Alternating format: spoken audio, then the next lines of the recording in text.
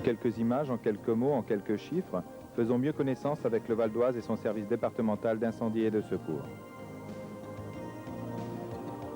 Situé en périphérie nord-ouest de la région Île-de-France, le Val d'Oise a été créé le 1er janvier 1968 à la suite du partage de l'ancien département de Seine-et-Oise.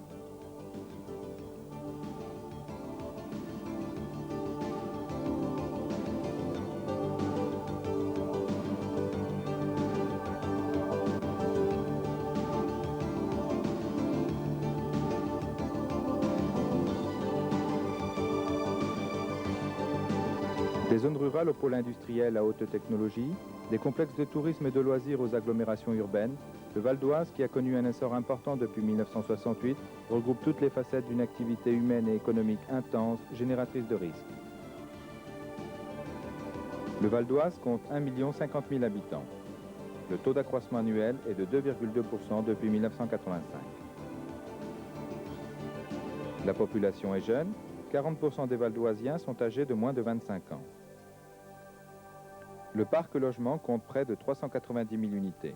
Le rythme de la construction s'établit à environ 6 000 réalisations par an. Certains établissements industriels présentent des risques importants. 3 sont soumis aux dispositions de la directive Seveso, justifiant la mise en place d'un plan particulier d'intervention. 400 sites sont soumis à autorisation et considérés comme dangereux. Le préfet a prescrit un plan d'opération interne pour 34 d'entre eux. Pour l'essentiel, le réseau routier est organisé en radial dirigé vers Paris. Le Val d'Oise est également traversé par des voies de communication interrégionales et nationales. Les risques générés par une circulation routière très dense sont aggravés par la fréquence des transports de matières dangereuses. Le réseau SNCF compte 190 km de voies et 68 gares. Le transport voyageurs est essentiellement un trafic de banlieue, avec cependant des grandes lignes, Paris-Lille et le TGV Nord. Toutes les catégories de matières dangereuses sont transportées par le rail. Notons le transit des déchets nucléaires vers l'usine de retraitement de La Hague, dans le département de la Manche. Plusieurs aéroports sont implantés en partie sur le territoire du département. Le Bourget et Roissy-Charles de Gaulle. Ce dernier accueille près de 30 millions de passagers par an. On compte également 4 aérodromes orientés vers l'aviation d'affaires, de loisirs et de tourisme. Le Val d'Oise est concerné par le transport fluvial de marchandises sur la Seine et sur l'Oise et le transport touristique par bateau. Les matières transportées sont essentiellement des hydrocarbures et des matières premières pour l'industrie du bâtiment.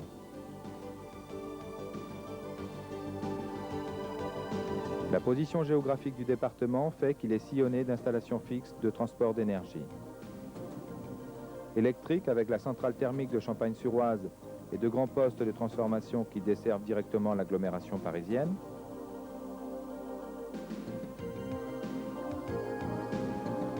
Hydrocarbures par le réseau Trapil venant du Havre. Un point particulièrement sensible est la station de pompage de Vigny, carrefour de tous les pipelines. Gaz avec un réseau très dense de gazoducs transport et le stockage souterrain de Saint-Clair-sur-Epte. Compte tenu de sa topographie, le département est également exposé au risque d'inondation.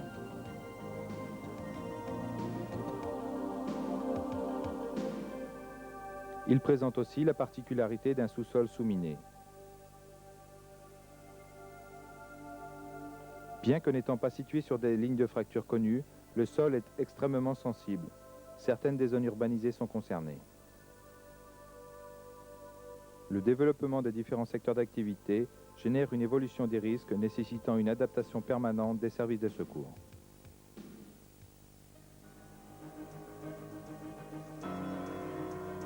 En Val d'Oise, la départementalisation des secours est effective depuis 1972. Cette structure sera celle de l'ensemble des SDIS de France dans les toutes prochaines années. Le service départemental d'incendie et de secours du Val d'Oise est un établissement public départemental regroupant l'ensemble des moyens sapeurs-pompiers. Il est placé sous l'autorité du président du Conseil général pour la gestion administrative et financière et sous l'autorité du préfet pour la mise en œuvre opérationnelle de ses moyens.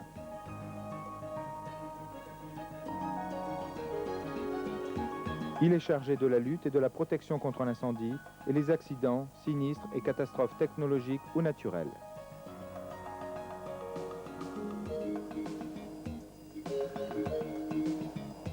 Il participe avec les autres services concernés au secours aux personnes, à la prévention des risques de toute nature, ainsi qu'à la protection des personnes, des biens et de l'environnement.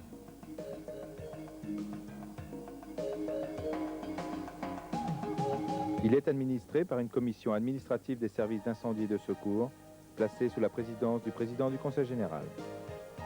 Elle comprend, outre le préfet membre de droit, le directeur départemental et le médecin-chef membre ès-qualité, des conseillers généraux et des maires, ainsi que des représentants des différentes catégories de personnel. Cette commission vote le budget, fixe le montant des cotisations communales et assure le contrôle de la gestion et du fonctionnement du service.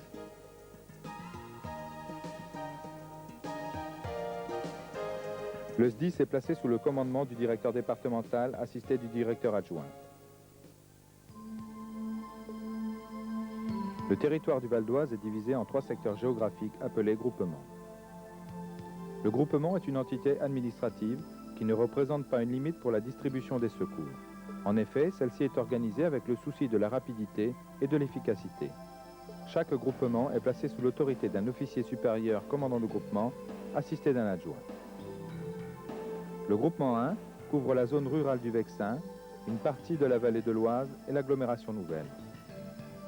Le centre de commandement de groupement, le CCG, se situe à Cergy-Pontoise. Le groupement 2, dont le CCG se trouve à Aubonne, a en charge la partie sud du département et la vallée de Montmorency. Le groupement 3 couvre la plaine de France, les zones urbanisées et industrielles de Sarcelles et Gonesse. Le CCG est à Villiers-le-Bel.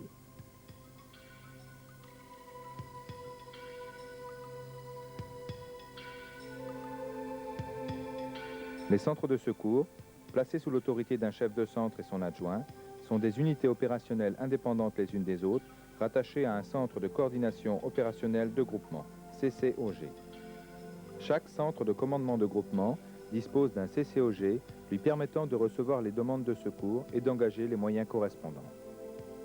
Pour gérer les interventions de son secteur, il peut disposer sur le terrain d'un véhicule poste de commandement de groupement. Les opérations de secours dépassant les compétences d'un CCOG sont prises en charge par le CODIS 95, qui est l'organe permanent de coordination opérationnelle du service départemental.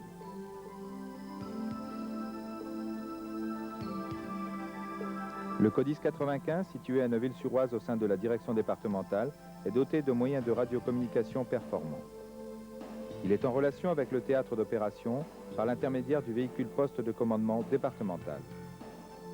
Il assure les relations avec les CCOG, le centre opérationnel de défense du préfet, le centre opérationnel de la direction de la sécurité civile et les autorités départementales. La structure départementale disposant de moyens adaptés et performants permet de concentrer un dispositif opérationnel en n'importe quel point du Val d'Oise sur un seul ordre. Outre l'organisation opérationnelle, le directeur départemental est chargé de la gestion administrative et financière du service. Il dispose à la DDSIS de 5 bureaux à compétences départementales. 5 services têtes de filière y sont également implantés. Chaque service est dirigé par un officier supérieur. À tous les niveaux de structure, l'organisation des filières est identique, mais adaptée à la quantité d'informations à traiter. La filière opération est chargée de la préparation et de la prévision opérationnelle, de l'analyse des risques afin que les secours soient toujours en adéquation.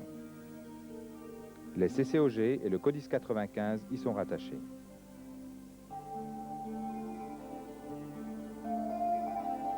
La filière prévention dispose de personnel breveté ayant pour mission d'étudier les demandes de travaux soumis ou non au permis de construire, d'être les conseillers techniques des autorités préfectorales, départementales et des maires. Le chef de service anime les réunions de la sous-commission départementale de sécurité chargée des ERP et IGH afin d'assurer la sauvegarde des personnes et des biens dans le respect des règlements. La filière ressources humaines est chargée du recrutement des sapeurs-pompiers professionnels et volontaires, de la gestion des carrières, de la rémunération des personnels, du suivi de la formation technique et spécialisée, du fonctionnement du centre de formation départemental et des centres locaux. La filière technique équipement infrastructure est chargée de la centralisation des achats, de la gestion des stocks, de la préparation et du suivi des marchés, du fonctionnement des ateliers, des études techniques des nouveaux matériels. La construction des casernes de sapeurs-pompiers est réalisée en relation avec les élus. La filière santé et secours médical assure le suivi médical des personnels, participe au contrôle de l'aptitude physique. Les médecins de sapeurs-pompiers interviennent en qualité de conseillers techniques du commandement pour les opérations de secours. Ils participent en relation avec la filière ressources humaines à l'enseignement du secourisme.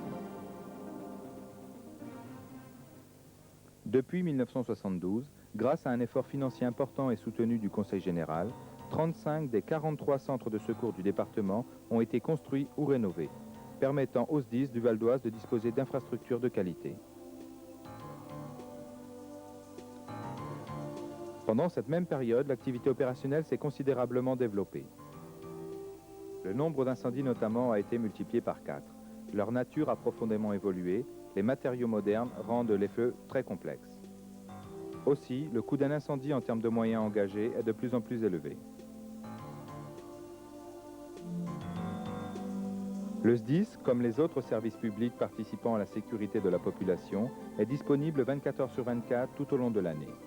Pour cela, plus de 2000 hommes et femmes professionnels ou volontaires se relaient afin de répondre à toute demande de secours entrant dans leur domaine de compétence. Cette permanence est assurée par plus de 900 sapeurs-pompiers professionnels et par les sapeurs-pompiers volontaires qui sont près de 1200 à consacrer une part de leur temps de repos et de loisirs pour assurer la sécurité de leurs concitoyens. Dès la prise de garde, chaque sapeur-pompier est désigné pour assurer une fonction opérationnelle. À chaque instant, le potentiel opérationnel, matériel et humain doit être optimal afin de garantir la qualité des secours, mais aussi la sécurité des sauveteurs. Une intervention ne s'improvise pas. Chacun doit connaître exactement le rôle qui lui incombe au sein d'une équipe, sans laisser la plus petite part à l'improvisation. Dans les centres de secours, les sapeurs-pompiers suivent une formation continue et s'entraînent pour parfaire leur technicité dans les domaines les plus variés.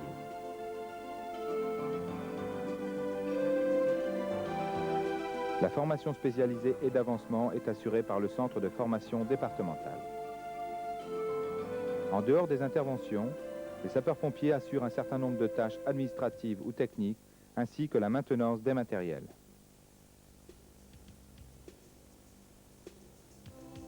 Les sapeurs-pompiers vivent pratiquement en autarcie et comptent dans leur rang presque tous les corps de métier.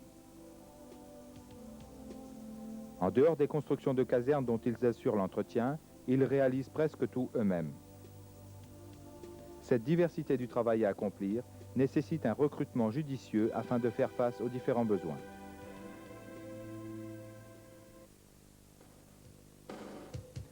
L'action de secours est indissociable de l'équipement qui en conditionne l'efficacité.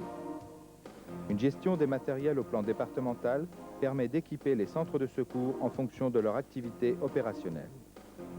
L'homogénéité des secours sur le département impose que les centres de secours disposent de véhicules permettant de faire face à deux actions principales, l'incendie et le secours à victimes. L'armement de base des centres de secours est constitué d'un fourgon pompe-tonne, FPT, et d'un véhicule de secours aux asphyxiés et blessés, VSAB. Le FPT est un engin transporteur d'eau équipé d'une pompe. Ce véhicule est essentiellement destiné à traiter les incendies.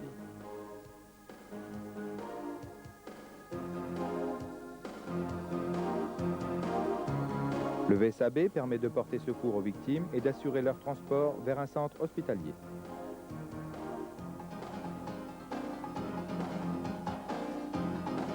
Selon les caractéristiques des risques à défendre, des moyens complémentaires sont affectés dans les centres de secours.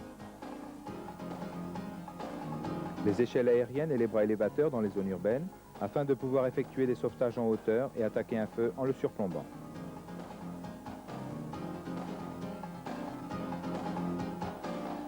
Les camions citernes feux de forêt sont des véhicules tout-terrain spécialisés pour combattre les feux de récolte et de végétation.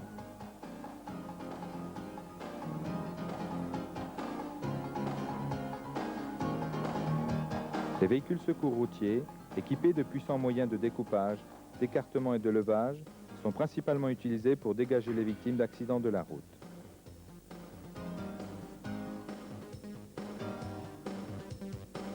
Chaque groupement est doté d'un poste de commandement et d'un véhicule de soutien destiné à la sécurité des intervenants. Afin de faire face aux situations exceptionnelles, le SDIS du Val d'Oise dispose de moyens spécialisés.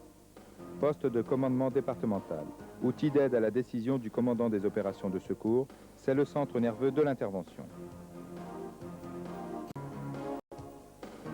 Le poste médical avancé est mis en œuvre sur les lieux mêmes de l'intervention. Entièrement autonome, il est servi par des médecins de sapeurs-pompiers et des personnels spécialisés. Lors de catastrophes, des médecins hospitaliers participent à son fonctionnement, permettant ainsi de traiter 30 victimes simultanément.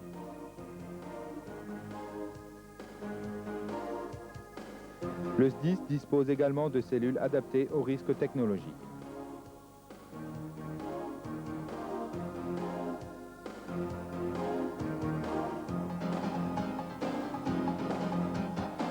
Et d'équipes départementales spécialisées.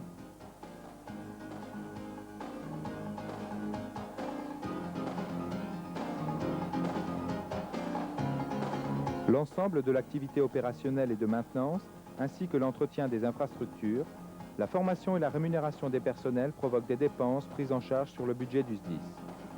Celles-ci, réparties sur les sections de fonctionnement et d'investissement, sont couvertes principalement par la participation financière des collectivités territoriales, les emprunts et les aides de l'État. Les dépenses de fonctionnement de plus de 300 millions de francs. Près de 80% de celles-ci sont consacrées aux frais de personnel, comprenant la rémunération, la formation, les assurances, l'habillement et toutes les dépenses connexes. 2% concernent les frais financiers relatifs aux emprunts réalisés par le service. Les dotations aux amortissements, opérations budgétaires imposées par le plan comptable, en représentent 11%. Enfin, seuls 8% de ces dépenses intéressent les frais de fonctionnement courants, tels que les matières consommées, les contrats d'entretien, les frais de télécommunication, etc. Les recettes de fonctionnement. Le SDIS bénéficie de recettes qui lui sont propres. Il s'agit notamment des remboursements des frais de transport dans le cadre des SMUR et des opérations à caractère privé ainsi que du règlement des prestations effectuées par le service au profit de tiers. Ces recettes ayant été déduites des dépenses prévisionnelles de fonctionnement, le département et les communes du Val d'Oise prennent en charge le solde à raison de 70 et 30%. Les dépenses d'investissement de l'ordre de 65 à 70 millions de francs. Elles se décomposent en trois principales masses budgétaires. 11% destinés au remboursement des emprunts contractés par le service, 21% utilisés pour la réalisation du plan d'équipement en matériel et 68% consacrés aux constructions de casernes de sapeurs-pompiers ou à des locaux tels que l'atelier départemental et le centre de formation départemental. Les recettes d'investissement. Elles sont constituées de l'amortissement des casernes et des plans d'équipement à raison de 52%, la réalisation d'emprunts pour 26%, la subvention du Conseil général pour les casernes de sapeurs-pompiers, dont le SDIS assure la maîtrise d'ouvrage de l'ordre de 16%, la participation de l'État à raison de 5%, et enfin les recettes diverses pour 1%. La multiplication des risques, leur évolution constante oblige le service départemental d'incendie et de secours à adapter en permanence les moyens et les techniques afin que nos autorités soient en mesure de garantir la sécurité des personnes et des biens sur l'ensemble du département.